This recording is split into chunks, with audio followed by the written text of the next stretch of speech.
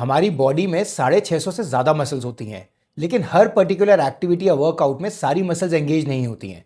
For an example, running जैसी strenuous activity में भी सिर्फ 200 मसल्स ही एंगेज होती हैं, यानी कि सिर्फ 30%। सबसे ज़्यादा एफिशिएंट एक्टिविटीज़ होती हैं स्विमिंग का बटरफ्लाई स्ट्रोक या फिर रोइंग, बट ये दोनों एक्टिविटीज़ ही सबके लिए एक्सेसिबल नहीं है। Over a period of time अगर आप उस एक्टिविटी या वर्कआउट को रिपीट करते रहेंगे तो आपको लगना शुरू हो जाएगा कि आपकी कुछ मसल्स ज़्यादा स्ट्रांग हो गई हैं as compare to some other muscles. ये फैक्चुअली करेक्ट है because of two reasons. And the second reason is why अगर आप मेरी तरफ 40 प्लस हैं तो आपको अपने डेली रूटीन्स में वर्कआउट्स और स्ट्रेंथ ट्रेनिंग दोनों को इमीडिएटली इंकॉर्पोरेट करना चाहिए।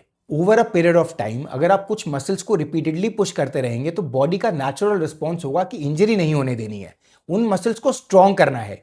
इसीलिए ड्यूरिंग द वर्कआउट उन मसल्स में ब्लड और ऑक्सीजन ज्यादा पंप होंगे और पोस्ट वर्कआउट ड्यूरिंग रेस्ट आपके ज्यादातर रिसोर्सेज उन मसल्स की तरफ डाइवर्ट कर दिए जाएंगे to make them stronger and repair them faster. Secondly, हमारी बॉडी के पास एक लिमिटेड एनर्जी है। अगर आप वर्कआउट्स नहीं भी करते हैं तो भी नॉर्मल बॉडी फंक्शंस को चलाने में ही काफी एनर्जी ड्रेन हो जाता है और बॉडी का प्राइमरी ऑब्जेक्टिव होता है उस बेस होल्ड लेवल को मेंटेन करना।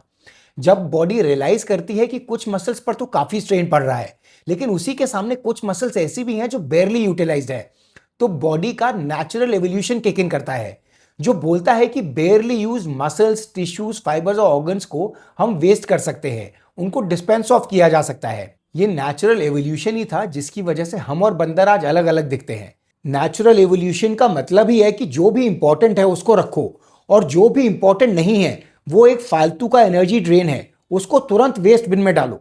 It is like decluttering your home, your body.